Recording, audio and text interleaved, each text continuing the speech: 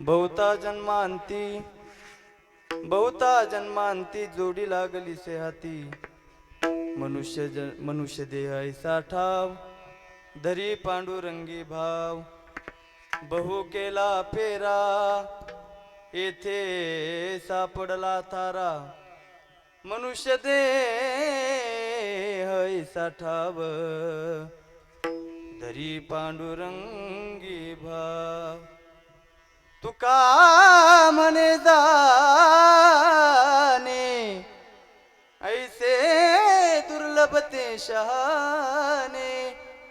मनुष्य देह ऐसा ठाव धरी पांडुरंगी भाव। विठ्ठल विठ्ठल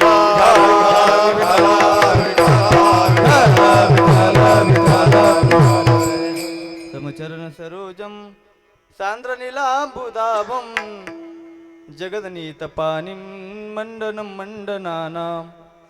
तरुण तुलसीमालां कंदरं कल्जनेत्रं सदैव धवलहासं विठ्ठलं चिंतया। पांडुरंगाकारो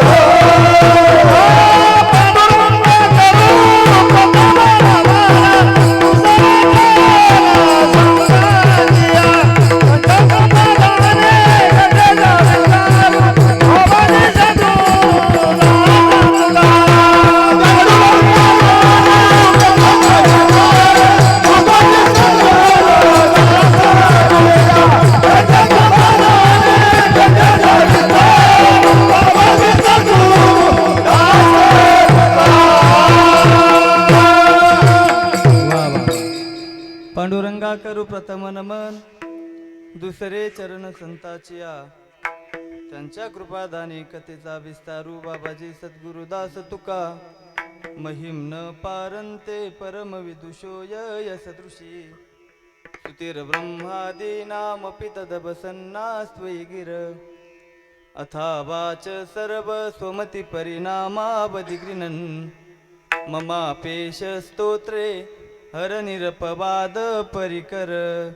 घेई घेई माझी सेवा दीन दुर्बळांची देवा। दीन दुर्बळांची देवा दीन दुर्बळांची देवा।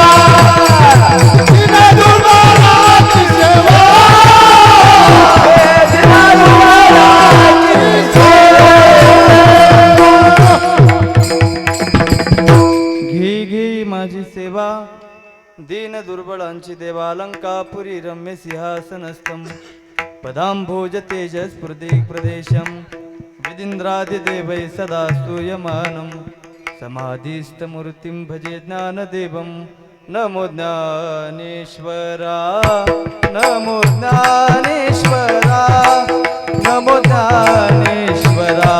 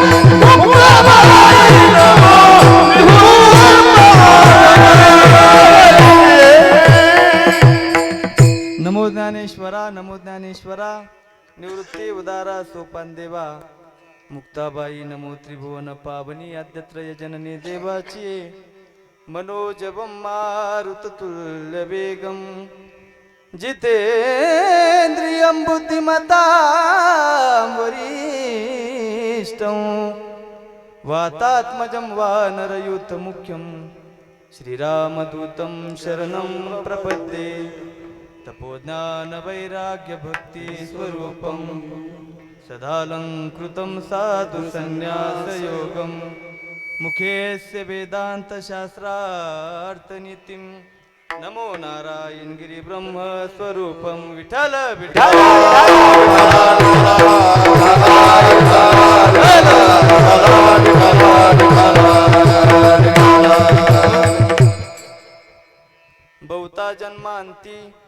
बहुता जन्मांती जोडी लागली से हाती मनुष्य देह ऐसा ठाव दरी पांडुरंगी भाव प्रस्तुत प्राप्त प्रसंगी कीर्तन रूपी सेवेकरता निवडलेला अभंग हेच यावत भूतालावर जन्माला आलेल्या जडजीवांचा उद्धार करण्याकरता नवे नवे आपला देहाखंड झिजवणारे वयाच्या 16व्या वर्षी हिंदवी स्वराज्याची शपथ घेणारे छत्रपती शिवाजी महाराजांचे आद्यगुरु देहूचे सुप्रसिद्ध साधू श्रीमंत संत श्री जगद्गुरु तुकाराम महाराजांचा चार चरणाचा अभंग आजच्या सेवेसाठी निवडलेला आहे विठ्ठल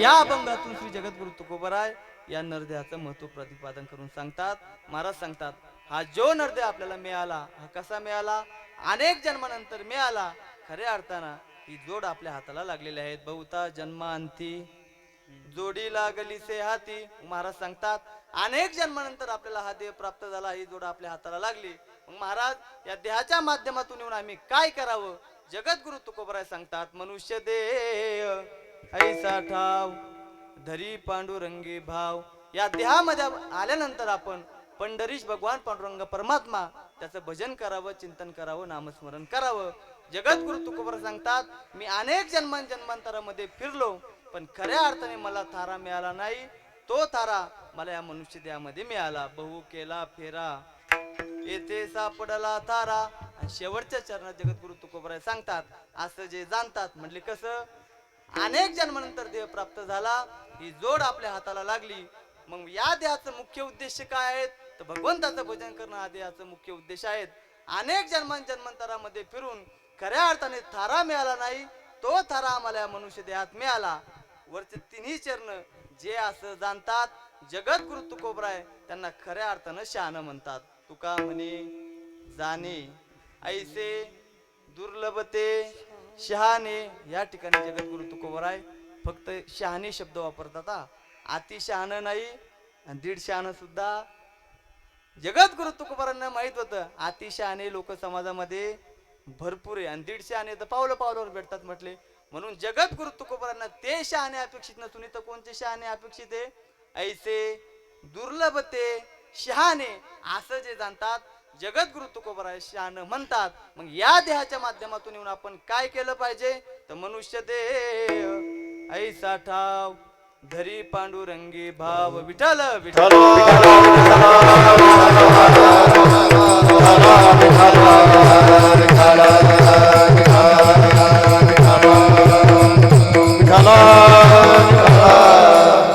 असा अभंगाचा सरळ अर्थ तुमच्या समोर मांडला. अभंगावर थोडस चिंतन करण्यापूर्वी अल्पसा पर्याय देणं गरजेचं आहे. तो म्हणजे असा, आज ज्यांना आपल्यातून जाऊन 1 वर्ष पूर्ण झालं असे असणाऱ्या कैलासवासी गंगा भागीरथी सुमनबाई शिवाजी पाटील काळे ह्या मातोश्रींना आपल्यातून जाऊन आज 1 वर्ष पूर्ण झालं. आणि आमचे कैलासवासी शिवाजी माधवराव पाटील काळे त्यांचे पती आहेत. त्यांनाही जाऊन मला वाटतं पाठीमाग डिसेंबर महिन्यामध्ये यांना 1 वर्ष जाऊन झालं. परंतु त्यांच्या परिवाराला त्यांच्या कृतज्ञता म्हणून काही कार्य करता आलं नाही. म्हणून नवनाथ भाऊंची इच्छा होती की वडिलांच्याही नावाने आमच्या हातून काहीतरी कार्य व्हावा, सत्कार्य काहीतरी झालं पाहिजे. म्हणून त्यांनी गुरुजींना विचारून म्हटले आजच्या कार्यक्रमात त्यांचं आपण जर नाव टाकलं आणि त्यांच्या नावाने जर अन्नदान वगैरे आज सुद्धा केलं तर चालेल का? गुरुजींनी होकार दिला. म्हणून दोन्ही या ठिकाणी नाव आपण टाकलेले आहेत. म्हणून मातोश्रींना जाऊन खऱ्या अर्थानं आज 1 वर्ष पूर्ण झालेलं आहेत. निसर्गाचा नियम आहे, जो जन्माला आला त्याला प्रत्येकाला एक ना एक दिवस जावं लागणार आहे. हे आलिकी सत्य आहे महाराज. म्हणून आज आजींना जाऊन 1 वर्ष पूर्ण झालं. त्यांच्याच पुण्यस्मरणानिमित्त सुंदर या कार्यक्रमाचं आयोजन नियोजन समस्त काळे पाटील परिवाराने केलं. याच्यात सर्व त्यांचे शोकाकुल परिवार, आमचे नवनाथ शिवाजी पाटील काळे मुलगा आहेत, सौ आशाबाई मनसुख पाटील धुळे मुलगी, सौ इंदुबाई उत्तम पाटील निकम मुलगी, सौ मंदा दिलीप पाटील सुराशे देवळाना मुलगी, सौ गायत्री संभाजी पाटील जाधव मुलगी, सौ जयश्री नवनाथ पाटील मापारी मुलगी, श्री काकासाहेब निवृत्ती पाटील काळे पुतणे, सुनील प्रकाश पाटील काळे पुतणे, सुदर्शन काकासाहेब पाटील काळे नातू आणि युवराज विठ्ठल पाटील काळे नातू असा समस्त काळे पाटील परिवार यांनी या कार्यक्रमाचं सुंदर आयोजन नियोजन केलं. म्हणून या व्यासपीठाद्वारे या परिवाराला खूप खूप धन्यवाद देतो. कीर्तनासाठी आज उपस्थित असणारे आपले सर्व गुणीजन गायक वादक मंडळी, विशेष करून मला आपल्या गावाचा फार अभिमान वाटतो महाराज. आपलं गाव या शिवूर पंचक्रोशीला जोडलेलं आहे आणि आपल्या गावात एखादा कार्यक्रम करायचं म्हटलं की नवीन गावातून भजनी बोलवण्याचं काम पडत. म्हणून सर्व या भजनी मंडळीसाठी जोरदार सर्वांनी टाळ्या वाजवा. एक सुद्धा माणूस बाहेरून बोलण्याची गरज नाही. सर्व आमचे तरुण मंडळी आहेत आणि यांचे भीष्माचार्य खऱ्या अर्थानं ज्यांना म्हणलं जातं असे असणारे आमचे सुखलाल भाऊ दाने, त्यांनाही आज या ठिकाणी धन्यवाद देतो. आमचे किशोर महाराज आहेत, इकडं आमचे पोपट बरोबर आहे ना, मोहनलाल भाऊ, इकडून आमचे वारकरी नंदू भाऊ, त्यांनाही धन्यवाद देतो. इकडून योगेश भाऊ, सर्व ग्रामस्थ भजनी मंडळी, इकडे घनश्याम महाराज आहेत, इकडे आमचे वारकरी बाबा, सर्वांना धन्यवाद देतो. सर्व ग्रामस्थ मंडळी या ठिकाणी उपस्थित आहेत. आमचे विनेकरी बाबा आहेत, महाराष्ट्रामध्ये मृदंग क्षेत्रामध्ये ज्यांचं फार मोठं नाव आहे. या परिसरामध्ये कोण आमच्या कार्तिक महाराजांना ओळखत नाही. म्हणून सर्व परिसरामध्ये चांगलं ज्यांचं पक्वात क्षेत्रामध्ये नाव आहे असे असणारे आमचे कार्तिक महाराज दारवंटे, त्यांच्यासाठी आपण सर्वांनी जोरदार टाळ्या वाजवा. महाराजही आज रिकामे होते. सहज म्हटलं चालता का, मला माहित होतं ते गरज पडणार नाही बरं का, परंतु रिकामे होते. शिवाई संस्थानला ते नेहमी असतात. त्यांना म्हटलं चालता कार्यक्रम असेल तर ते म्हटले काही हरकत नाही, येतो. म्हणून महाराज या ठिकाणी उपस्थित झाले, त्यांनाही धन्यवाद देतो. सुंदर माझा छोटा आवाज तुमच्यापर्यंत मोठा करून पाठवणारे हरिभक्त पारायण आमचे जय बाबाजी मंडप, आमचे सोमाशी भाऊ, त्यांनाही या ठिकाणी धन्यवाद देतो. त्यांच्यासाठी आपण सर्वांनी टाळ्या वाजवा. सुंदर महाराजांचे या ठिकाणी सिस्टम आहेत. आज या कार्यक्रमाचं शूटिंग करण्यासाठी जवळपास आमच्या बेटावरून आमचे मातोश्री कीर्तन या नावाने त्यांचं यूट्यूब चॅनल आहेत, ते दादाही आज या ठिकाणी उपस्थित झालेत. त्यांनाही धन्यवाद देतो. तुम्ही सर्व पाहुणे मंडळी, आप्तेष्ट मंडळी, सर्व विविध क्षेत्रातील मान्यवर मंडळी या ठिकाणी या परिवाराच्या विनंतीला मान देऊन आपण या ठिकाणी उपस्थित झालात. म्हणून तुमच्याही सर्वांच्या चरणावर नतमस्तक होतो आणि कीर्तन सेवेला सुरुवात करतो. विठ्ठल विठ्ठल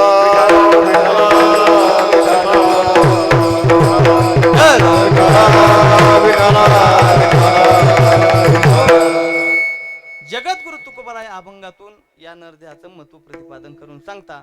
तसं जर आपण इतर शरीराचा विचार केला आणि या मनुष्य शरीराचा जर विचार केला तर महाराज दोन्ही शरीरामध्ये फार मोठा आपल्याला भेद दिसतो, अंतर दिसतं.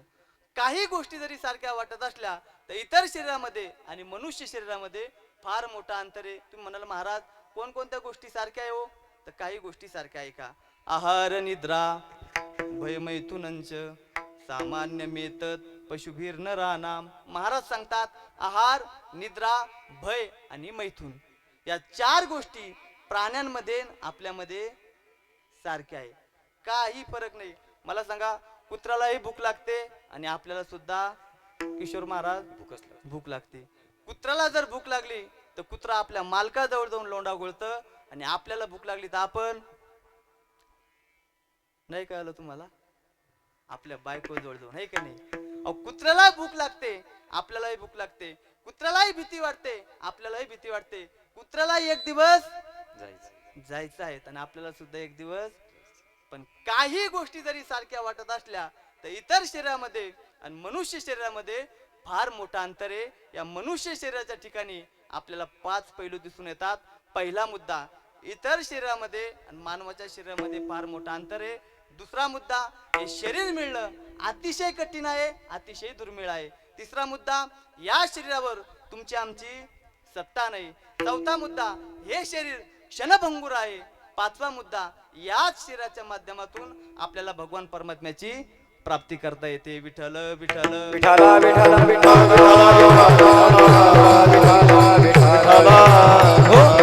हे 2-4 मुद्दे आपण कीर्तनामध्ये घेऊ आणि जिथं आपली वेळ संपेल तिथं आपण थांबून घेऊ. अभंगाचा पहिला मुद्दा कोणता किशोर महाराज? ऐका, जाऊ दे, ऐकून तर ठेवा. इतर शरीरामध्ये आणि मानवाच्या शरीरामध्ये फार मोठा अंतर आहे. पहिला मुद्दा. तुम्ही म्हणाल महाराज काय अंतर आहे, तर ऐका. पहिला फरक असा आहे, बाकीची सगळी सृष्टी भगवान परमात्म्याने निर्माण केली, सगळे जीव निर्माण केले, पण कसे केले हो? आडवे. बरोबर आहे ना सुखलाल महाराज? आडवे निर्माण केले. पण मनुष्य शरीर कसं निर्माण केलं हो? उभं निर्माण केलं. पण उभं निर्माण करून तो जर आडवा चालत असेल, माझं बोलणं लक्षात येतं ना? एवढं सुंदर शरीर भगवान परमात्म्याने उभं निर्माण करून तो जर सारखं आडवं चालत असेल तर याला देवाचा सुद्धा नाविलाज आहे. सांगू तुम्हाला, काही लोक म्हणतात महाराज एक मांजर आडवी गेली तर काम होत नाही. सांगू, 1000 मांजरी आडव्या जाऊ द्या, 100% तुमचं काम होईल. पण एक जर माणूस आडवा केला तर चालू सप्ताह बंद पाडतो महाराज. पण आडवं शरीर बाकीचे सगळे आडवं बनवलं, मनुष्य शरीर उभं बनवलं. म्हणून महाराज जीवन जगत असताना आपण कसं जगलं पाहिजे हो? अगदी सरळ जीवन जगण्याचा आपण प्रयत्न केला पाहिजे. पहिला मुद्दा. दुसरा फरक, पशवादिकांच्या योनीमध्ये भगवान परमात्माने सगळ्याला सुंदर इंद्रिय दिले, तसेच आपल्याला सुद्धा इंद्रिय दिले. ऐका, माकडाला सुद्धा भगवान परमात्माने हात दिले आणि आपल्याला सुद्धा. पण माकडांनी स्वतःसाठी स्वयंपाक बनवून खाल्ला असं कधी बघितलं का हो?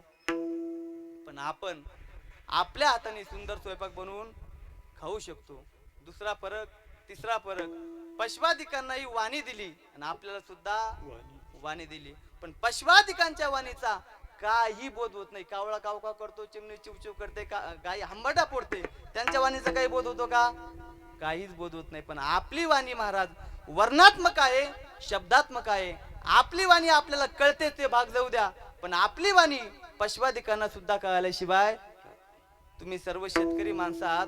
शेतीमध्ये जर आपण आऊत हाणत असलो, आऊत हाकत असलो, बैलाला जर आपण हाऊ म्हटलो तर बैल काय करतात?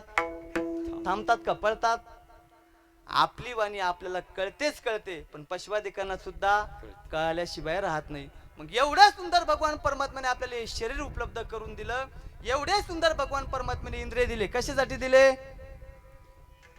दिले इंद्रिय हात पाय कान, दिले इंद्रिय हात पाय कान, डोळे मुख बोलाया वाचन, डोळे मुख बोलाया वाचन, श्री गोविंद श्री नारायण, श्री गोविंद श्री नारायण, जीवा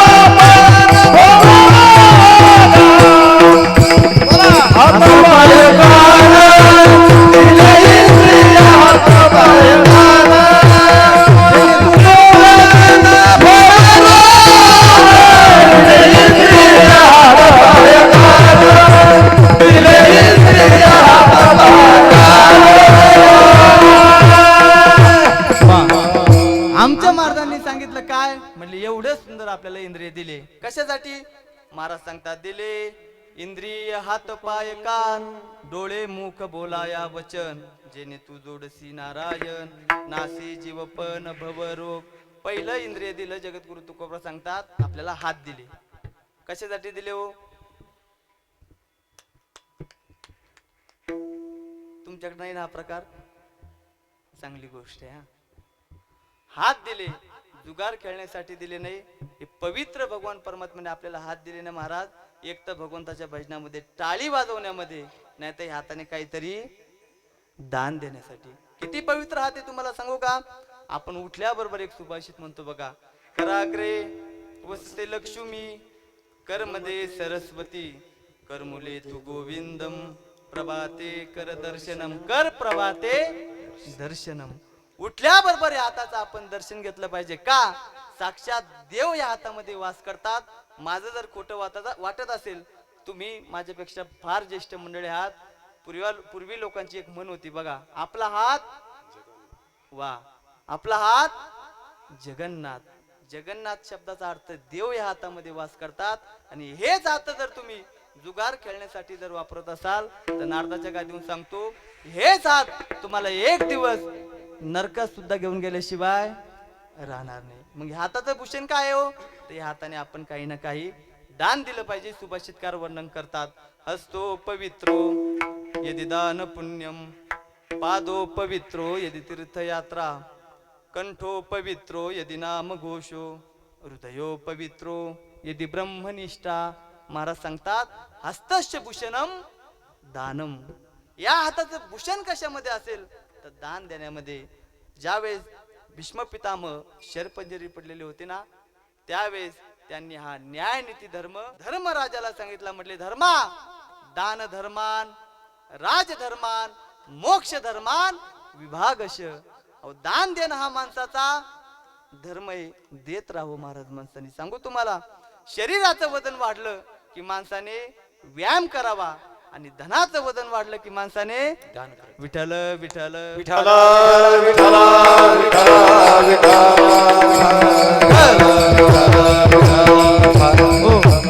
हाताचा उपयोग कशासाठी सांगितला शास्त्रामध्ये तर दान देण्यामध्ये दुसरं इंद्रिय सांगितलं दिले इंद्रिय हात पाय पाय दिले कशासाठी नवनाथ भाऊ कीर्तन झालं का चांगला एखादा चपलीचा जोड बघायचा आणि घेऊन जायचं घरी घेऊन जायचं बरोबर ना पण सांगू कीर्तन ऐकून जर चप्पल चोरण्याची सवय जात नसेल तर याच्यापेक्षा लाजीरवाणी गोष्ट जीवनात कुठलीच नाही महाराज आम्ही महाराज लोकांनी चांगल्या चप्पलाच वापरण्याचं सोडून दिलं दर कीर्तनात नवी चप्पल द्यायला लागली काय करतात अहो एखाद्या माणसाच्या कपाळावर सुंदर गंध पाहावा एवढा सुंदर गंध लावलेला असतो महाराज आणि घरी जाऊन त्याच्या पत्नीला म्हणावं अहो बघा ना तुमचे मालक किती सुंदर गंध लावतात ती बाई सांगते महाराज तुम्ही त्यांच्या गंधाकडे काय पाहिले अहो तुम्ही त्यांच्या गंधावर अजिबात जाऊ नका ते दरवेळेस कीर्तनाला गेले का एक नवीन चपलाचा जोड घरी घेऊन येतात तुम्ही त्यांच्या गंधाकडे काय पाहता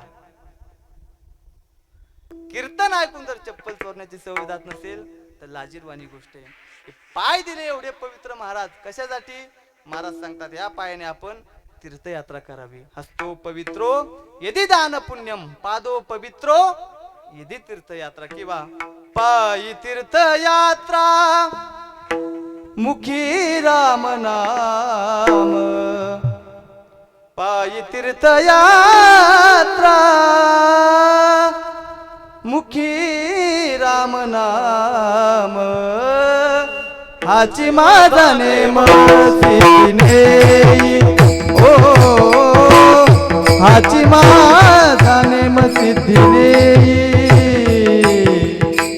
पायी तीर्थयात्रा मुखी राम नाम पायी तीर्थयात्रा मुखी राम नाम हाची माझा नेम सिद्धीने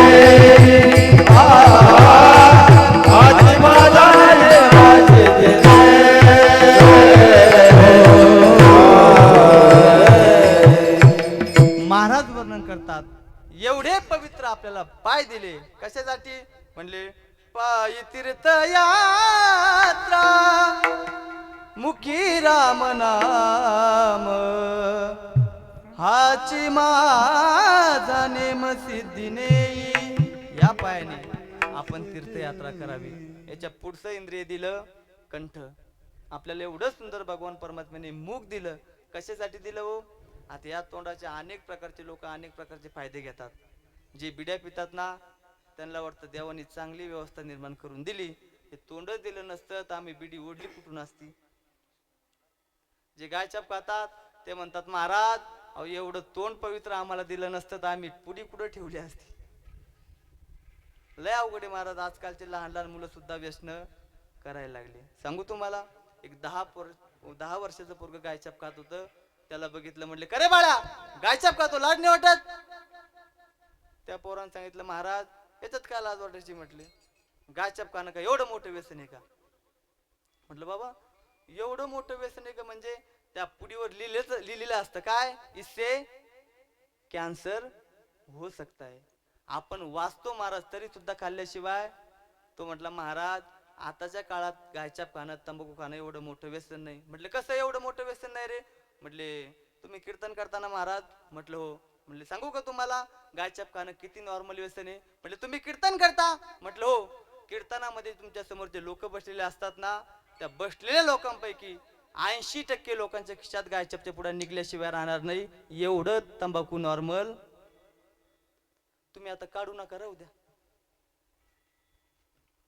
ते ऐकणाऱ्याचं जाऊ द्या म्हटले.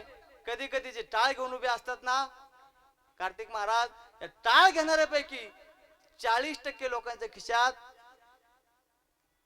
आपलं भजनी मंडळ चांगलं आहे. इथं नाही असं काय.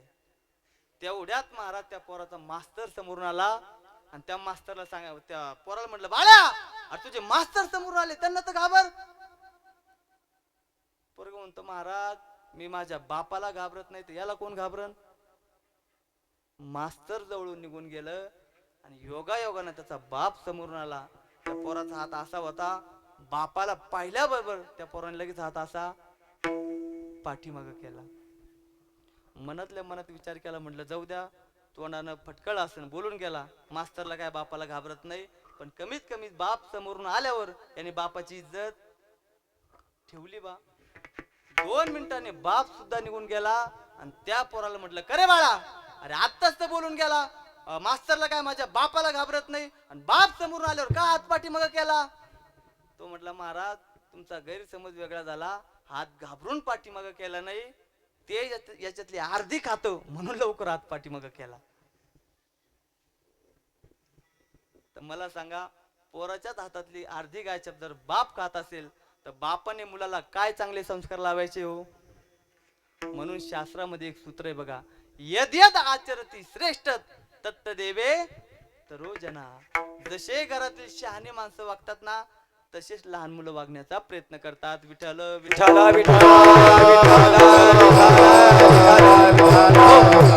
या मुखाचे अनेक लोक अनेक प्रकारचे फायदे घेतात पण व्यसनासाठी पवित्र एवढं मुख आपल्याला दिलं नाही. सांगू या मुखाचं कशासाठी आपण उपयोग केला. घेई रे घेई वा वा घेई रे घेई माझे वाचे गोड नाम विठोबाचे गोड नाम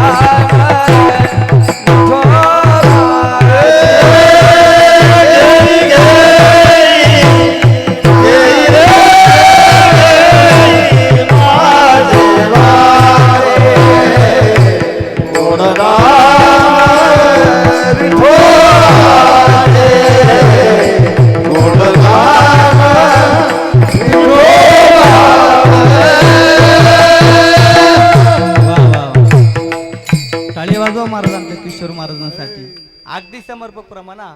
घे रे घे माझे वाचे गोड नाम विठोबाचे.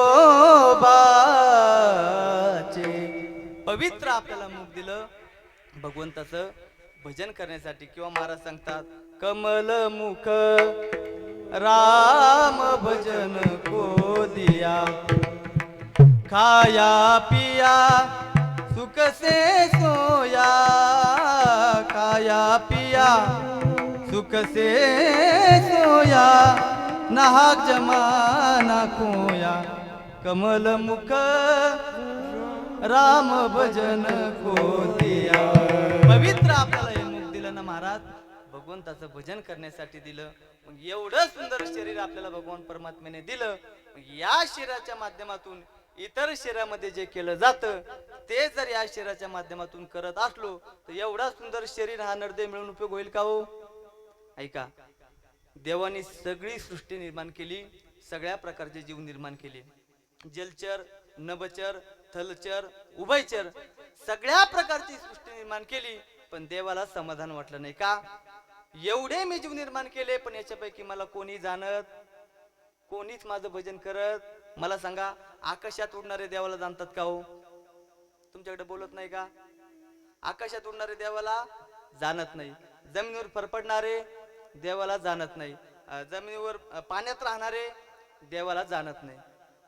देव एक दिवस नाराज झाले, म्हटले का एवढी सृष्टी निर्माण करून याच्यापैकी आपलं भजन कोणीही करत नाही, कोणीही आपल्याला मानत नाही.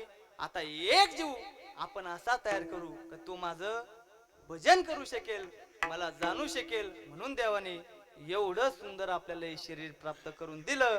पण या शरीराच्या माध्यमातून येऊन आपण जर भजन करत नसलो तर देव मिळून उपयोग होईल का हो? महाराज सांगतात, शतवर्षाची गणना दयामध्ये दुःख यातना, तुम्ही आठवा मधुसूदना. म्हणून तुम्ही काय करा, तुम्ही वासुदेव वासुदेव म्हणा, तुम्ही वासुदेव वासुदेव म्हणा. एवढा नरदेह दुर्लभ आहे. म्हणून या नरदेहाच्या माध्यमातून भगवंताचं भजन होणं, भगवंताचं भजन करणं गरजेचं आहे. एवढा दुर्लभ नरदेह. बरं,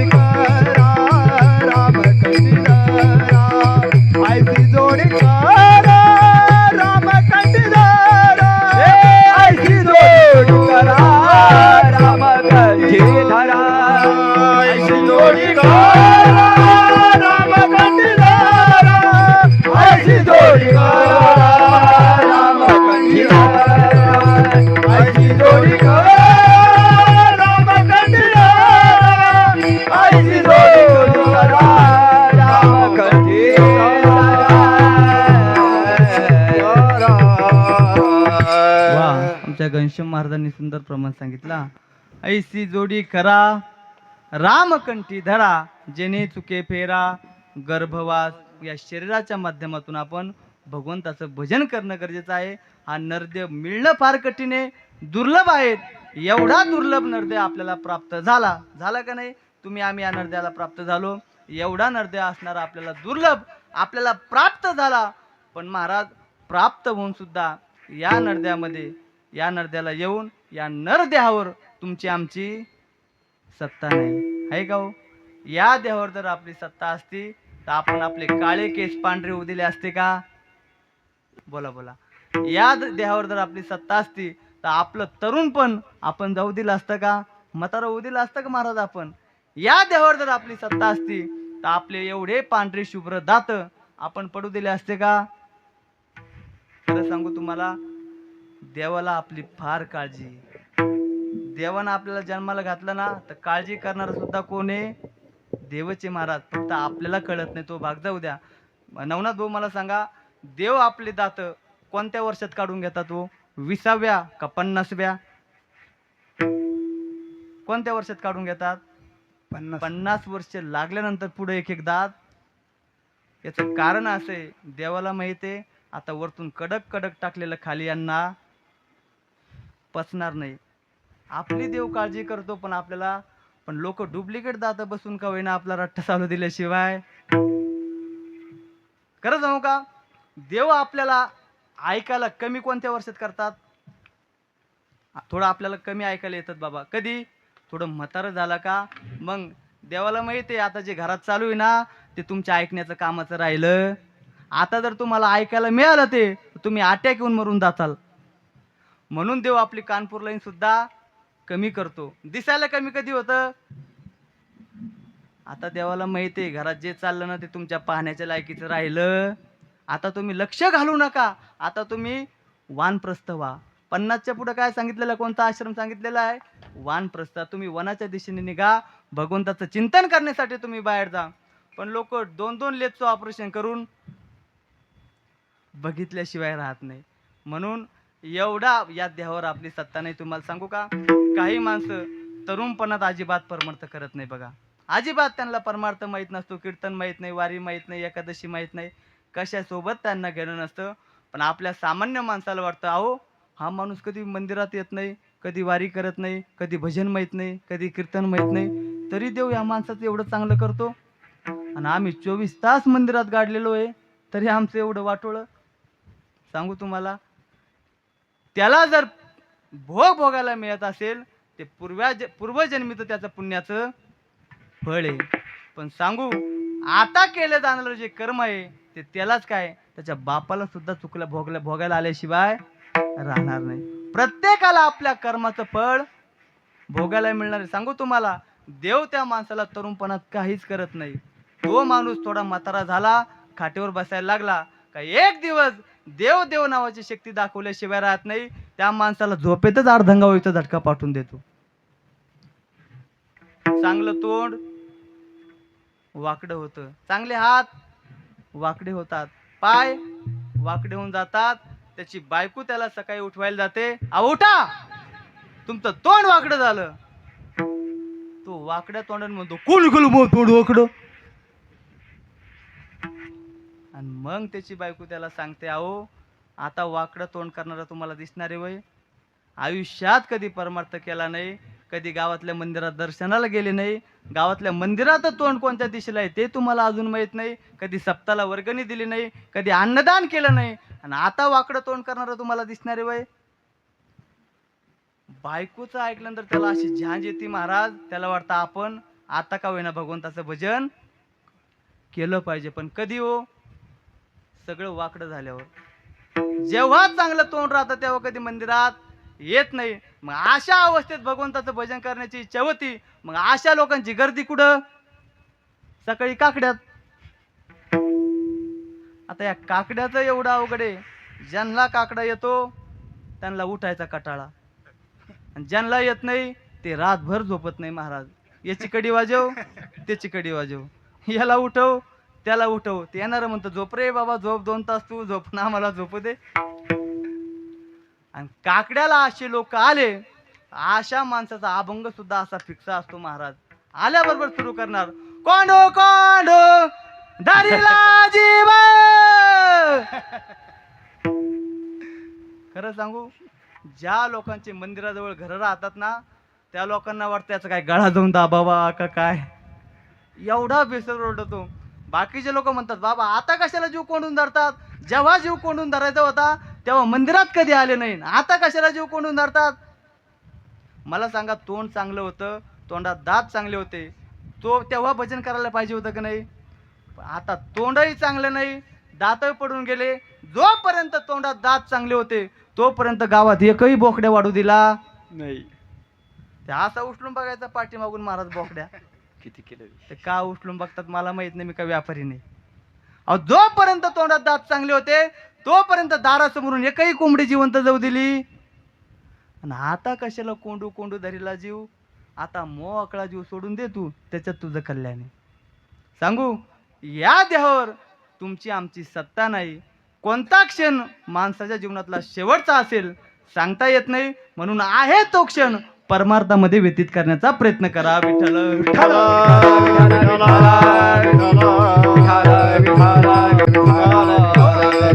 आपला अभंगाचा पुढचा मुद्दा आहे, या शरीरावर तुमची आमची सत्ता नाही. पुढचा मुद्दा, हे शरीर फार क्षणभंगुर आहे. किती क्षणभंगुर आहे सांगू का तुम्हाला? आपल्याकडं माशीला पंख हलवायला किती वेळ लागतो? सुखलाल भाऊ, मोहनलाल भाऊ, कसं आहे? अर्धा क्षण. जेवढा माशीला पंख हलवायला वेळ लागतो ना, जगद्गुरु तुकोबरा सांगतात तेवढा सुद्धा याला जायला लागत नाही. माशी पंख पाखडी तव हे सरे.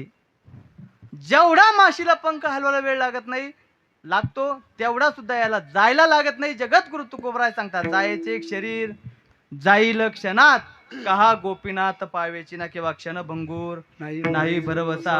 वारे सावध तोडा माया आशा, काही नचले मग गळा पडेल फासा, आणि पुढे हुशार थोरा हे वळ सागा.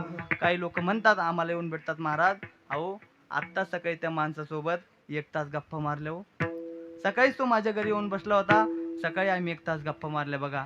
आणि सहज दुपारी व्हॉट्सअपला ऑनलाईन आलो तर ऑनलाईन आल्याबरोबर बातमी का आली, भाऊराव पाटील यांना भावपूर्ण श्रद्धांजली. घडी घडी काळ वाट याची अजूनही किती आहे, पण भजनी मंडळी आणि टाळकरी मंडळींना माझी विनंती आहे, हे प्रमाण म्हणत असताना कुणाकडे हात करून म्हणत जाऊ नका, एखाद्या माणसाला राग येईन. आता मी जर म्हटलो सर आता त्यांना राग येणार नाही, माझ्या जवळचे, मी जर म्हटलो घडी घडी काळ वाट याची याची म्हणल्यावर त्यांना, म्हणून हे प्रमाण म्हणत असताना आपण आपल्याकडे हात करून म्हणायचं घडी घडी काळ वाट याची अजून किती आहे अवसान. किंवा जगद्गुरु तुकोबाराय सरळ आणि सोप्या भाषेत सांगतात, देह जाईल जाईल जाईल, देह जाईल जाईल देह जाईल जाईल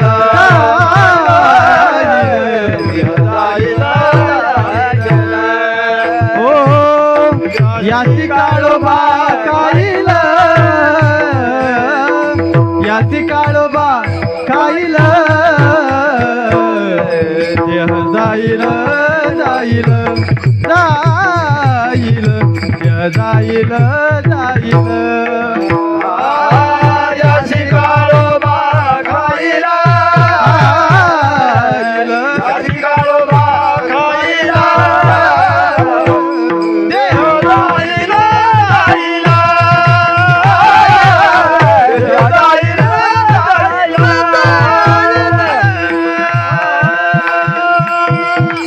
जगद्गुरु तुकोबारा सांगतात, देह कसा आहे म्हटले, जाणार आहे. देह जाईल जाईल, यासी काळोबा खाईल, किंवा मेरू तुल्य पृथ्वी दिदले आसुवर्ण, न मिळे एक क्षण नरदेहा. कोणी म्हणाल महाराज आमच्याकडे कोटीची प्रॉपर्टी आहे, कोटीची प्रॉपर्टी असली म्हणजे या आयुष्याचं 1 मिनिट वाढून मिळणार नाही. कोणी म्हणाल महाराज आमच्याकडे 100 कोटीची प्रॉपर्टी आहे, 100 कोटीची प्रॉपर्टी असली म्हणजे आयुष्यातले 10 मिनिट आयुष्य वाढून मिळणार नाही. सांगू तुम्हाला, एक वाक्य बोलून जातो ऐका. गरीबाचं घर वेगळं, श्रीमंताचं घर वेगळं. गरीबाचे कपडे वेगळे, श्रीमंताचे कपडे वेगळे. गरीबाचा मोबाईल वेगळा, श्रीमंताचा मोबाईल वेगळा. पण ऐका, गरीबाची स्मशानभूमी सुद्धा तीच आहे आणि श्रीमंताची स्मशानभूमी सुद्धा. काही फरक आहे का हो स्मशानभूमीमध्ये सुखलाल महाराज? का आपल्या गावातला असा इतिहास आहे, एखादा श्रीमंत माणूस मिळाला म्हणून बंगल्या सगळं जाळला. प्रत्येकाला एकाच ठिकाणी नेलं जातं. जाण्या जाण्यामध्ये त्यांच्या जीवनामध्ये वेगवेगळे प्रकार असेल, पण दोघांना जायचं कुठे? एकाच जागी जायचंय महाराज. म्हणून सांगू, जे श्रीमंत माणसं असतात ना, त्या माणसाने कधीच गरीब माणसाला कमी समजत जाऊ नका. श्रीमंत माणसाने कधीच गरीब माणसाला हलकट समजत जाऊ नका. ऐका, कुणाचं भाग्य कधी बदलेल सांगता येत नाही. सांगू तुम्हाला, रेल्वेमध्ये चहा विकणारा माणूस या जगाचा पंतप्रधान होऊ शकतो. कधीच कुणाच्या गरिबीला हसत जाऊ नका. अजून सांगतो ऐका, अहो स्वतःच्या शिक्षणासाठी 1 रुपया सुद्धा स्वतःकडे नव्हता, म्हणून आपल्या बहिणीचे दागिने गहाण ठेवले, शिक्षण घेतलं. तो माणूस या जगाचा राष्ट्रपती होऊ शकतो. कधीच कुणाच्या गरिबीला हसत जाऊ नका.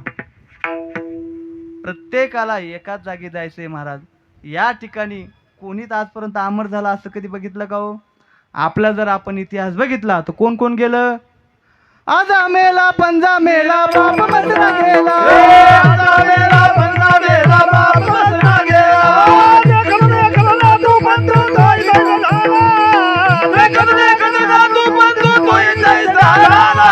उठा उठा जागा पाठी भयाले मोठे, उठा उठा जागा पाठी भयाले मोठे, उठा उठा जागा पाठी भयाले मोठे, उठा उठा जागा पाठी भयाले मोठे.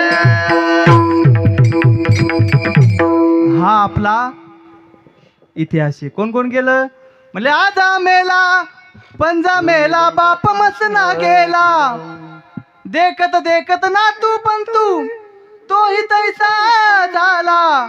उठा उठा जागा पाठी भयाले मोठे. हा आपला इतिहास आहे. देवादिकांचा इतिहास जर बघायला गेलो तर पीर मर गए, पैगंबर मर गए, हकीम जोगी आणि 33 कोटी देवता मर गए. पडे काल की फाशी जमका अजब तडाका बे, तू क्या जाने लडका बे. प्रत्येकाला या ठिकाणी जावं लागणारे महाराज. कोणीच या जगामध्ये अजरामर झालं नाही, पण जात असताना काहीतरी जीवन जगत असताना उज्ज्वल कीर्ती करून या जीवनातून आपण निघून जावं. नाही तर सांगतात ना महाराज, जरा मरण यातून सुटला कोण प्राणी जात, दुःख मुक्त जगला कारे कुणी जीवनात. वर्धमान ते चाले मार्ग रे क्षयाचा, पराधीन आहे जगती पुत्र मानवाचा, दोष ना कुणाचा. प्रत्येकाला या ठिकाणून जावं लागणार आहे. पण जीवन जगत असताना सांगू तुम्हाला, कुणासोबत आयुष्यात कधी वैर धरत बसू नका. फार अल्प आयुष्य आपल्या जवळ येऊ, फार कमी काळ आपल्या जवळ आहे. चांगलं जीवन जगण्याचा प्रयत्न करा. कुणासोबत जर आपले वाद असतील ना तर लहानपण घ्या, वाद मिटून टाका. माणसाने आयुष्यात ऋण, हत्या आणि वैर ठेवून कधी माणसाने मरू नये. जिथला आपला वाद असेल तो मिटून अगदी नव्याने जीवन सुरुवात करा आणि नवीन जिंदगी जगायला परत सुरुवात करा. का? तुम्ही आम्ही एकमेकाला मिळालो ना, अनंत जन्माचं काहीतरी पुण्य असेल. तुम्ही आम्ही एकमेकाला भेटतो, एकमेकाला प्रेमाने बोलतो, काहीतरी ऋणानुबंध आपल्या जीवनामध्ये असेल. म्हणून पुन्हा सोबत आयुष्यात कधी वैर करू नका हो. सागरामध्ये 2 लाकडं वाहत येतात, एका जीवाने वाहत येतात, पण त्या लाकडामध्ये एक जर लाट आली ना तर 2 लाकडं बाजूला होतात, परत आयुष्यात कधी येत त्यांची भेट होत नाही. तसं तुमचं आमचं जीवन आहे. आपण एकमेकांना फार ऋणानुबंधाने एकमेकाला भेटलो, प्रेमाने भेटलो, पण आपल्याही जीवनात एक जर मरणरूपी लाट आली ना परत आपण कुणीच कुणाला भेटू शकणार. म्हणून 2 ओढक्यांची होते भेट सागरात, एक लाट तोडी दोघा पुन्हा नाही भेट. क्षणिक ते आहे बाळा मेळ मानसाचा, पराधीन आहे जगती पुत्र मानवाचा, दोष ना कुणाचा. जीवन जगत असताना सगळ्यांशी प्रेमाने राहा, प्रेमाने वागा. कोणता क्षण आपला शेवटचा असेल सांगता येत नाही. म्हणून या नरद्याचा क्षणाचा सुद्धा भरोसा नाही. पुढचा मुद्दा आहे, याच शरीराच्या माध्यमातून आपल्याला भगवान परमात्म्याची प्राप्ती करता येते. इतर शरीरामध्ये ही सुविधा नाही आणि आपल्याला करता येत नाही. मला सांगा 10-15 म्हशी एकत्रित आल्या आणि कीर्तनामध्ये येऊन बसल्या, असं कधी बघितलं का महिला मंडळ? म्हशी इकडे येत नाही कीर्तन माहीत असून सुद्धा म्हशी इकडे येत नाही. म्हणजे मी म्हशीबद्दल बोलतो हा. 10-15 बैल एकत्रित आले आणि पंढरपूरच्या वारीला गेले, असं कधी बघितलं का? बैल वारीला जात, वारी आहे बैलांना कळतं का हो? नाही. फक्त या शरीरात महाराज आपल्याला ही भगवान परमात्म्याची प्राप्ती करता येते. महाराज सांगतात एवढं असणारं दुर्लभ शरीर तुम्हा आम्हाला प्राप्त झालं, ही जोड आपल्या हाताला लागली. मग हे शरीर नेमकं कसं आहे आम्हाला सांगा अभंगाच्या प्रथम चरणामध्ये. बहुत जन्मांती वा वा. जोडी लागली सयाती, जोडी लागली सयाती, जोडी लागली सयाती.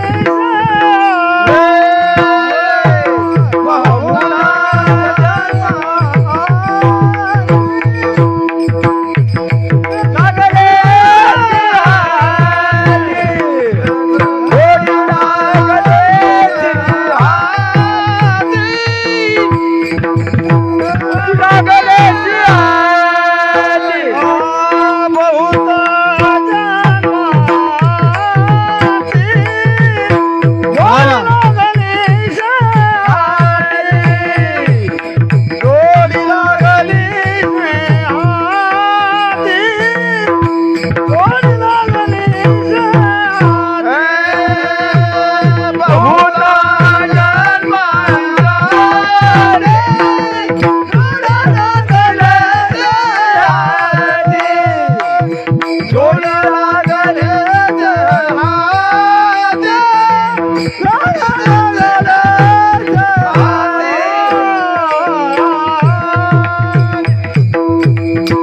अभंगाच्या प्रथम चरणात जगद्गुरु तुकोबराय सांगतात बहुता जन्मांती जोडी लागली से हाती. अनेक जन्मानंतर आपल्याला हा नरदेव प्राप्त झाला. खऱ्या अर्थाने ही जोड आपल्या हाताला लागली. मग महाराज एवढा दुर्लभ नरदेव तुम्हा आम्हाला प्राप्त झाला, मग या दारू मटका गुटख्यामध्ये आयुष्य बर्बाद करू नका. या देहाच्या माध्यमातून आपण काय करावं अभंगाच्या दुसऱ्या चरणात महाराज सांगतात. मनुष्य देहाय साठाव, मनुष्य देहाय साठाव, मनुष्य देहाय साठाव, मनुष्य देहाय साठाव,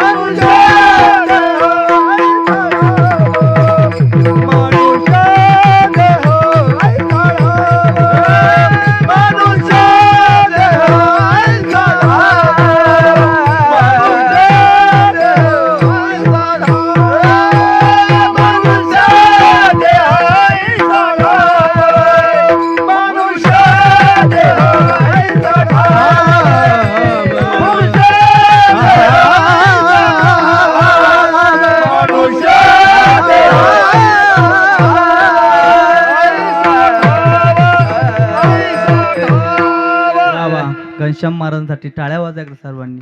सुंदर हा. अभंगाच्या दुसऱ्या चरणात महाराज सांगतात हा नरदेव आपल्याला प्राप्त झाला. महाराज सांगतात हा ठाव आपल्याला मिळाला. मनुष्य देह ऐसा ठाव धरी पांडुरंगी भाव. मग या शरीराच्या माध्यमातून आपण काय करावं तर महाराज धरी पांडुरंगी भाव त्या भगवान पंढरीश पांडुरंग परमात्म्याचं भजन करावं. सांगू तुम्हाला जे शरीर जनाबाईला आमच्या बहिणाबाईंना मिळालं ते शरीर तुम्हा आम्हाला मिळालं. जे शरीर ज्ञानोबा तुकोबरायांना मिळालं ते शरीर तुम्हा आम्हाला मिळालं. जे शरीर छत्रपती शिवाजी महाराज संभाजी महाराजांना मिळालं ते शरीर तुम्हा आम्हाला मिळालं. काय फरक आहे का हो शरीरामध्ये? पण या शरीराच्या माध्यमातून महाराज हे राजे महाराजे लोक अमर तत्वाला प्राप्त झाले. आपण गेलो तर शेजारच्या माणसाला माहीत होत नाही. या संत महंत लोकांनी काळावर विजय मिळवलेला आहे. सांगू तुम्हाला, काळ यांना कधी संपू शकत नाही. तुकाराम महाराज जगद्गुरु तुकोबरांना जाऊन आज किती किती वर्ष पूर्ण झाले हो? 350 पावणे 400 वर्ष आमच्या जगद्गुरु तुकोबरांना जाऊन झाले. पण आज ऐका, आज सुद्धा जगद्गुरु तुकोबरांची बीज उत्सव तेवढ्याच उत्सवामध्ये साजरी केला जात असेल, हे काळानं पाया पडणं नाही तर काय. एवढे वर्ष झाले महाराज जाऊन, पण आज सुद्धा त्यांचं नामचिंतन आपण करतो. इथं बसलेल्यापैकी लोकांना प्रश्न विचारतो, छत्रपती शिवाजी महाराजांना जाऊन किती वर्ष झाली नवनाथ भाऊ? 350 पावणे 400 वर्ष आमच्या राजांना जाऊन झाले. पण आज सुद्धा आमच्या छत्रपती शिवाजी महाराजांची शिवजयंती तेवढ्याच उत्सवामध्ये आपण साजरा करत असेल, हे काळानं पाया पडणं नाही तर काय हो. इथं बसलेल्यापैकी छत्रपती शिवाजी महाराजांना कोणी बघितलेलं आहे का हो? कोणीच छत्रपती शिवाजी महाराजांना बघितलं नाही. पण त्या छत्रपती शिवाजी महाराजांच्या विरोधात कोणी एक शब्द जरी वाकडा बोलला ना महाराज, कुत्र्यासारखा मार खावा लागतो. न पाहिलेल्या छत्रपती शिवाजी महाराजांच्या विरोधात आपण एक शब्द वाकडा बोलू शकत नाही. आपल्या चालता चालता कोणीही कानफडत ठेवून देतं, पोलीसवाला हे पर्याय घेत नाही. आपण जर साहेबाला म्हटलं, साहेब त्यांनी मला लई मारलं, साहेब म्हणतात पळ, त्यांनी कमी मारलं, मी लई मारला, निघितून. ही आपली कारकिर्दी महाराज.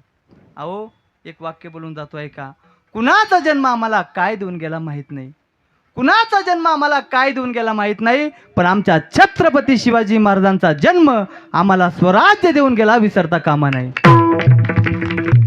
स्वराज्य जर मिळालं असेल ना महाराज, हे छत्रपती शिवाजी महाराजांच्या आपल्यावरती उपकार आहे. अहो काय छत्रपती शिवाजी महाराजांचं शासन होतं, कलम होती का कायदा होता, पण काय सुव्यवस्था होती त्या काळामध्ये. अहो कलम नव्हती, कायदा नव्हता, सुखी होती प्रजा. कलम नव्हती, कायदा नव्हता, सुखी होती प्रजा, कारण सिंहासनावर आरूढ होता आमचा शिवछत्रपती राजा. ही ताकद आमच्या छत्रपती शिवाजी महाराजांची. काही लोकांनी सांगू तुम्हाला, या जगात राजे झाले नाही असं नाही. या पृथ्वी तलावर अनेक प्रकारचे राजे झाले, पण सांगू कित्येक राजांनी आपल्या दरबारामध्ये बया नाचवल्या महाराज. पण या जगाच्या पाठीवर एकमेव छत्रपती शिवाजी महाराज असे होऊन गेले, त्यांनी बया नाचवल्या नाही.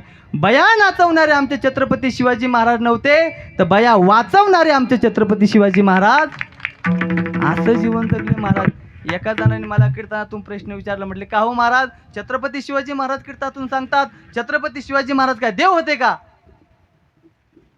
त्याला सांगितलं, बाबा छत्रपती शिवाजी महाराज देव होते का मला माहित नाही, पण एक वाक्य मी आवर्जून सांगू शकतो, अरे छत्रपती शिवाजी महाराज देव होते का मला माहित नाही, पण ज्या राजांमुळे आमच्या मंदिरातला देव आम्हाला सुरक्षित बघायला मिळतो ना, ते एकमेव राजे म्हणजे आमचे छत्रपती शिवाजी महाराज. राजे होते म्हणून आपण आज या ठिकाणी कीर्तन करू शकतो.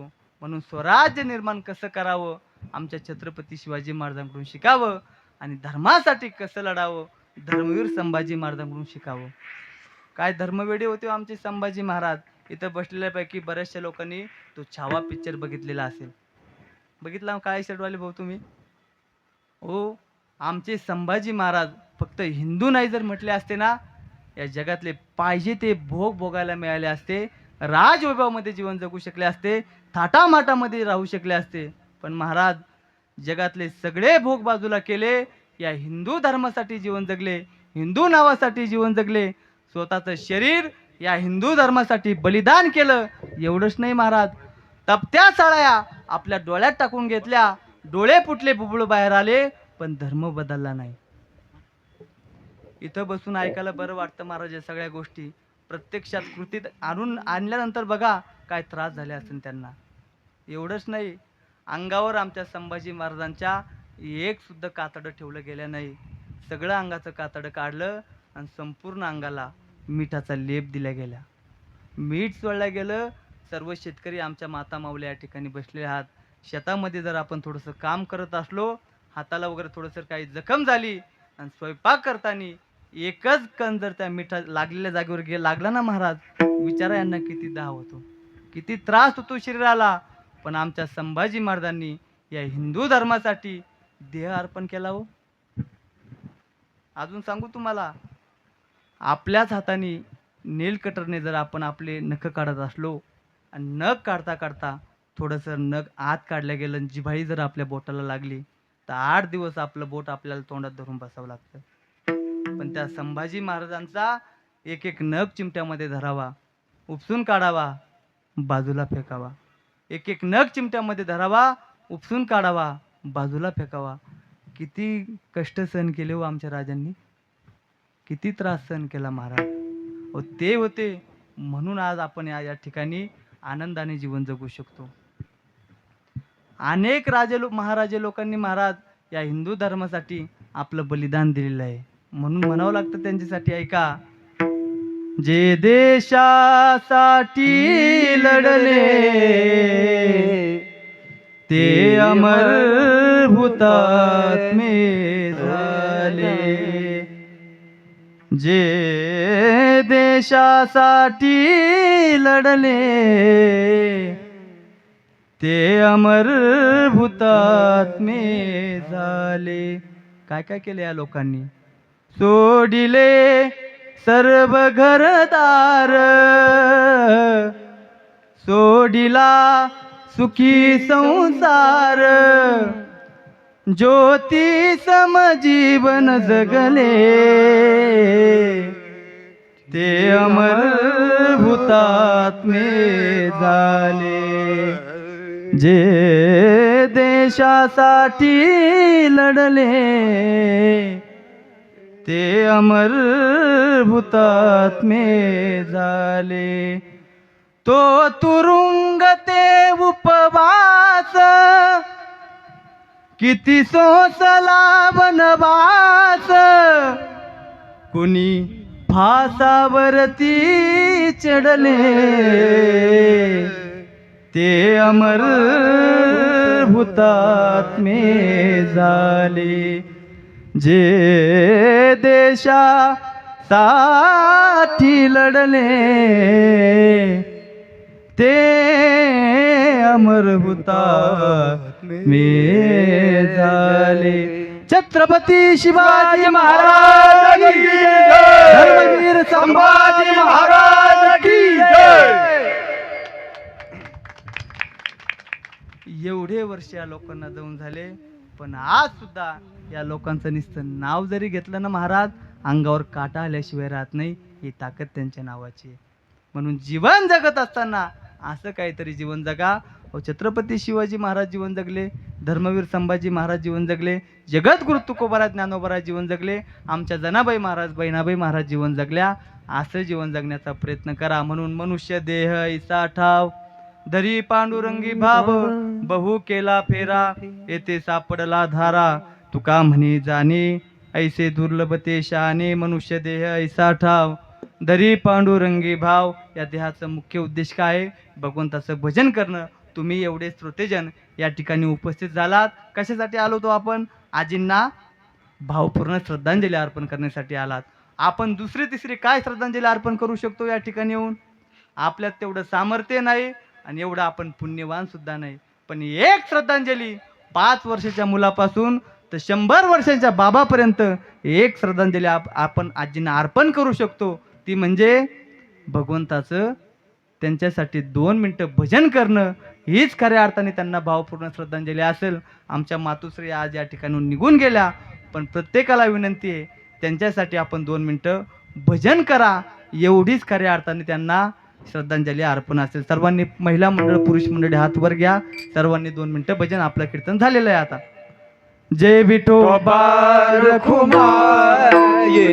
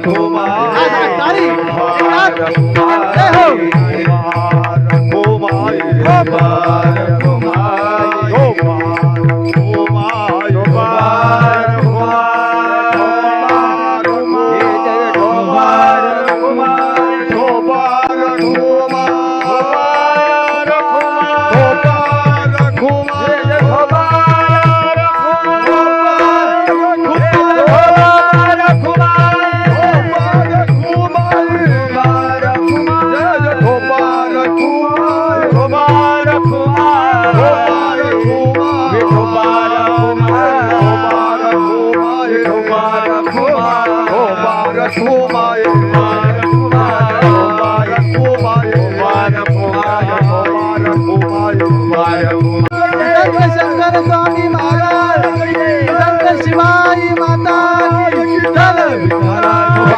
मुबारक हो माये मुबारक हो माये मुबारक हो माये रोबा, रोबा, रोबा, रोबा.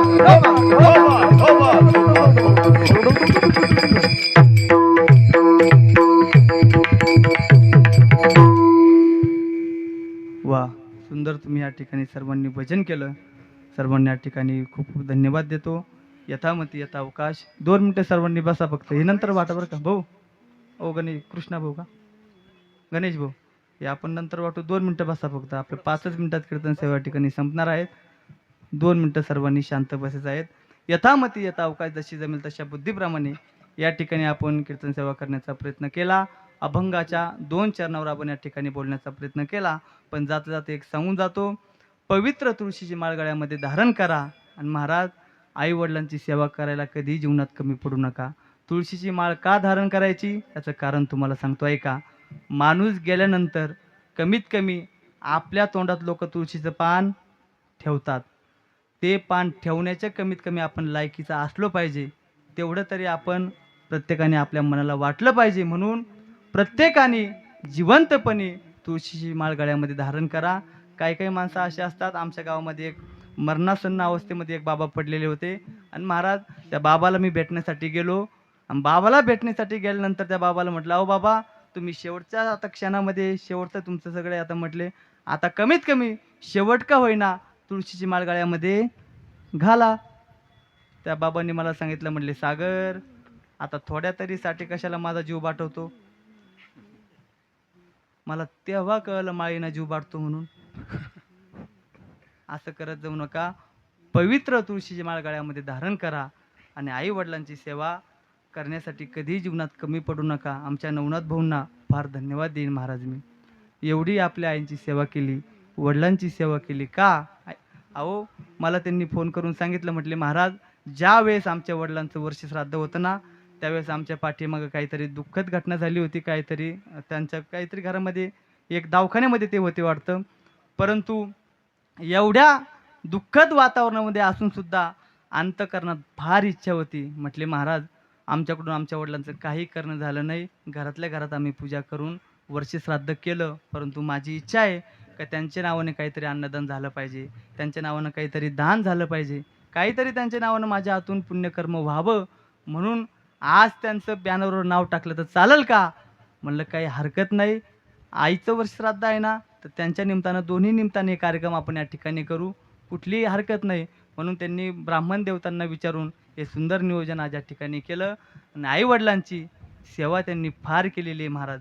म्हणून त्यांना फार फार धन्यवाद देतो. सांगू, या जगात अनेक प्रकारचे लोक आहे महाराज. अनेक प्रकारचे लोक आपल्यावरती प्रेम करतील. सांगू, पण या जगामध्ये आई वडिलासारखं निस्वार्थपणाने जे प्रेम करणारं पात्र आहे ना, या जगात कुणीच नाही. मामा प्रेम करेल, मामी प्रेम करेल, काका प्रेम करेल, काकी प्रेम करेल, सगळ्या प्रेमामध्ये स्वार्थ आहे. पण या जगाच्या पाठीवर फक्त आई वडिलासारखं निस्वार्थ प्रेम करणारं पात्र जगात कुणीच नाही. या जगात 4 देव हे महाराज, जे पाप्यालाही दिसतात आणि पुण्यवानालाही दिसतात. पण सांगू, या जगातले 2च देव असे, ते फक्त पुण्यवानाला आशीर्वाद देतात. त्या 2 देवाचं नाव आहे, एक सूर्य आणि एक चंद्र. फक्त पुण्यवानाला आशीर्वाद देतात. पण या जगातले 2 देव असे, जे पाप्यालाही आशीर्वाद देतात आणि पुण्यवानाला आशीर्वाद देतात. त्या 2 देवाचं नाव आहे, एक आमची आई आणि एक आमचा बाप. किती कठोर काळजाचा मुलगा असू द्या, दारू पिऊन घरी येऊ द्या, आई वडिलांना लाता मारून घराच्या बाहेर काढून द्या, पण या जगात एक सुद्धा आई आजपर्यंत अशी झाली नाही की तिने आपल्या लेकरासाठी देवाकडे काही वाईट मागितलं म्हणून. कोणतीच आई या जगात आजपर्यंत अशी झाली नाही. अहो, आपला मुलगा आईजवळ असा मोटरसायकलवर बसून जातो बघा, आणि ती आई एकदम साधी आई, भोळी आई, तिला काहीच कळत नाही. ती आई जिथपर्यंत ती गाडी आपल्या डोळ्यांना दिसते ना, तिथपर्यंत आपल्या लेकराकडे बघत राहते आणि बघून एकच देवाला विनंती करते, देवा, जसा माझा मुलगा सुखात आणि समाधानात गेला ना, तसाच त्याला वापस येऊ दे. अहो, दुसऱ्याविषयी, आपल्या लेकराविषयी कायम चांगलं मागणारं जे पात्र असेल त्याला आई म्हणतात. सांगू तुम्हाला आई आई आई म्हणजे नेमकं काय हो? ऐका, आई म्हणजे भाकरीचं पीठ आहे, आई म्हणजे भाजीतलं मीठ आहे, आणि आई म्हणजे अन्यायाविरुद्ध लढणारं जगातलं पहिलं विद्यापीठ आहे. त्याला आमची आई म्हणतात. किती अन्याय सहन करते हो आमची आई. अहो, एखाद्या बाळाला जन्म द्यायचा असेल ना, त्याचं नावच बाळंत. एक तर अंत, नाही तर बाळ. आपल्या लेकरासाठी ती स्वतःचं मरण स्वीकारते. तिला आई म्हणतात.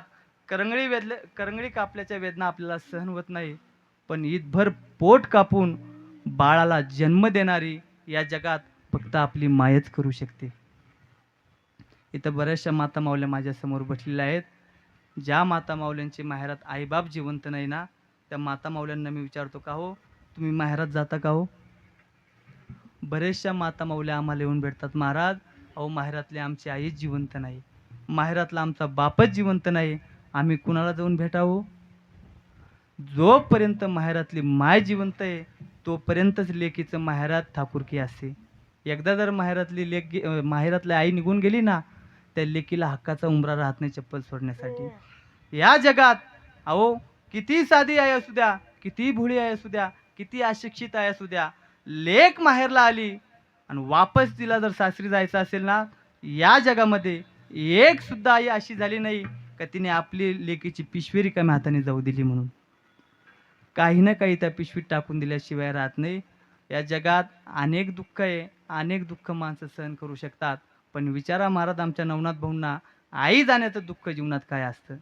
जोपर्यंत मायबाप जिवंत आहे ना, तोपर्यंत आपल्याला कळत नाही. आणि एकदा गेलेले मायबाप किती मोठा कार्यक्रम करा, किती मोठे महाराज बोलवा, किती मोठे गायक वादक बोलवा, परत आई वडील वापस येणार आहे का हो? नाही येऊ शकत. म्हणून या जगात अनेक दुःख माणसं सहन करू शकतात, पण ज्याची आई गेली त्या मुलाला विचारा दुःख काय असतं. आमचा सत्य एक घटना तुमच्या समोर मांडतो ऐका. संभाजीनगरला आमची कीर्तन सेवा होती. वाढदिवसाच्या निमित्तानं कीर्तन सेवा होती. अनेक ठिकाणी लहान लहान मुलं खेळत होते.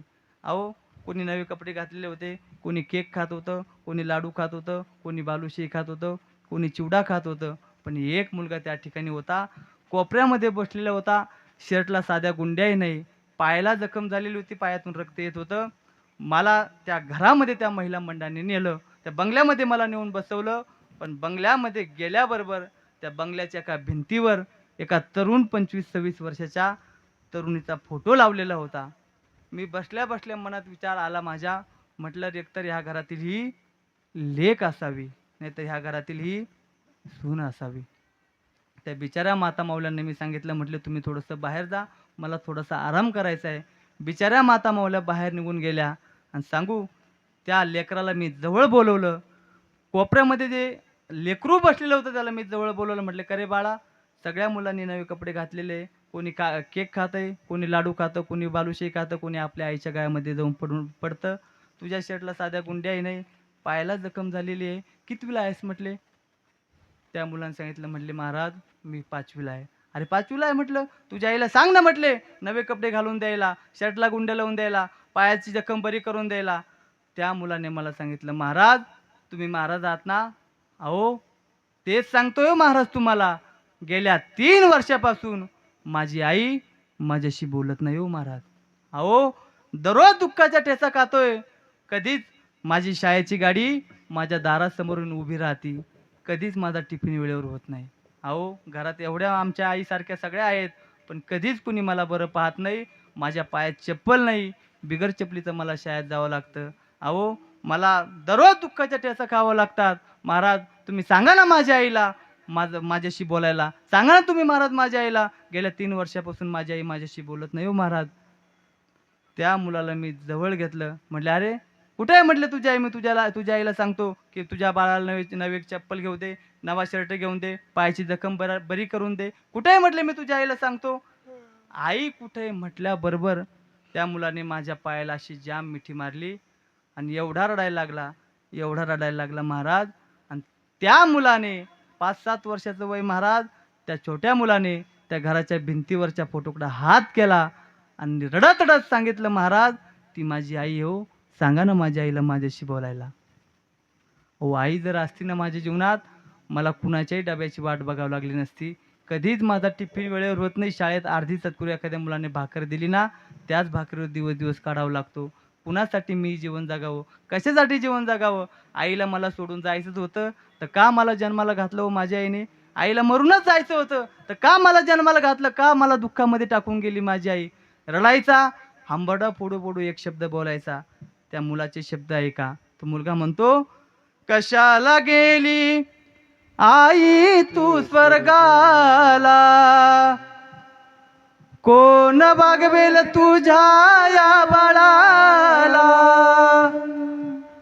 कशाला गेली आई तू स्वर्गाला, कोण बागवेल तुझ्या या बाळाला. 9 महिने 9 दिवसाची केलीस तू बारी, कितीही दुःख आले तरी तू पदराला बांधून नेली. कशाला गेली आई तू स्वर्गाला, कोण वागवेल तुझ्या या बाळाला. तो मुलगा म्हणायचा, आई तू होती, सर्वस्व माझं जीवन होतं. आता कुणीच मला नीट बघत नाही बघ आई, कुणीच माझ्याकडं मला जीव लावत नाही. कशासाठी असं केलं ग आई? तो मुलगा सांगायला लागला, आई होती, आई वडिलांचे फार माझ्यावरती उपकार होते, सर्वस्व माझी आई होती. तो मुलगा म्हणायला लागला, आई थोर तुझे उपकार, आई ग थोर तुझे उपकार. 9 महिने 9 दिवसाने केले कृतार्थ जन्म देवुनी थोर मला संस्कार. आई ग थोर तुझे उपकार. विजला हो नंदादीप, कसा जाऊ मी मंदिरी. सावळी ग माझी आई, मला किती हो प्रेम देई. विझला हो नंदादीप, कसा जाऊ मी मंदिरी. म्हणून महाराज, या जीवनातून आई वडील निघून गेले ना, आपलं कोणीच नसतं. म्हणून जोपर्यंत मायबाप जिवंत आहे तोपर्यंत त्यांची सेवा करायला कधी कमी पडू नका. आई वडिलांना काहीच लागत नाही हो. तुम्ही जशी कुत्राला भाकर फेकून मारतात ना, तशी आपल्या आई वडिलांना भाकर द्या, पण ती भाकर घेऊन आपल्याला आशीर्वादच दिल्याशिवाय राहणार नाही. ही ताकद सांगू तुम्हाला, या जगात आई वडिलांची जो माणूस सेवा करतो ना, जो माणूस आई वडिलांना चांगल्या पद्धतीत ठेवतो, त्या माणसाला जगात कुणाच्याच पाया पडण्याची गरज नाही. आई वडिलांच्या पायाला हात लावा, जीवनाचं सोनं झाल्याशिवाय राहणार नाही. म्हणून यथामती यथावकाश जशी जमेल तशा बुद्धीप्रमाणे या ठिकाणी सेवा करण्याचा प्रयत्न केला. म्हणून सर्वांना या ठिकाणी खूप खूप धन्यवाद देतो. विशेष करून आमच्या नवनाथ भाऊंची फार आई वडिलांवर श्रद्धा होती. आमच्या नवनाथ भाऊंना या ठिकाणी फार फार धन्यवाद देतो. नक्कीच आपले आई वडील जी आपल्या जीवनातली आकांक्षा आहे, इच्छा आहे, मनीषा आहेत, ती पूर्ण केल्याशिवाय राहणार नाही. आपले आई वडील आपल्याला सदैव आपल्या पाठीमागे उभे आहेत अशी सदिच्छा व्यक्त करतो. पुनश्च एकदा सर्व आमची नारळकर भजनी मंडळी मोठ्या संख्येने या ठिकाणी उपस्थित झालेत. म्हणून सर्वांनी या भजनी मंडळासाठी जोरदार टाळ्या वाजवा. सर्वांना या ठिकाणी धन्यवाद देतो. आमचे सोमाशिवमची सुंदर साऊंड सिस्टीम आहेत. आमचे कार्तिक महाराज सुद्धा या ठिकाणी उपस्थित झालेत. इकडून आमच्या देवनाळ्याहून आमच्या सुराशीताई त्यासुद्धा आज उपस्थित झाल्या, त्यांनाही धन्यवाद देतो. बरेचसे आमचे पाहुणे मंडळी आज या ठिकाणी उपस्थित आहेत, त्यांनाही धन्यवाद देतो. सगळ्यांच्या चरणावर एकदा विनम्र अभिवादन करतो. बोलण्याच्या ओघामध्ये एखादा शब्द अपशब्द निघून गेला असेल तो माझ्या मला परत करा. पायाच्या प्रसादे काही बोलिलो विनोदे, मज क्षमा करणे संती नवे अंगभूत युक्ते. ज्ञानेश्वर माऊली ज्ञानराज माऊली ज्ञानेश्वर माऊली ज्ञानराज माऊली माऊली ज्ञानेश्वर माऊली ज्ञानराज माऊली महाराज ज्ञानेश्वर माऊली ज्ञान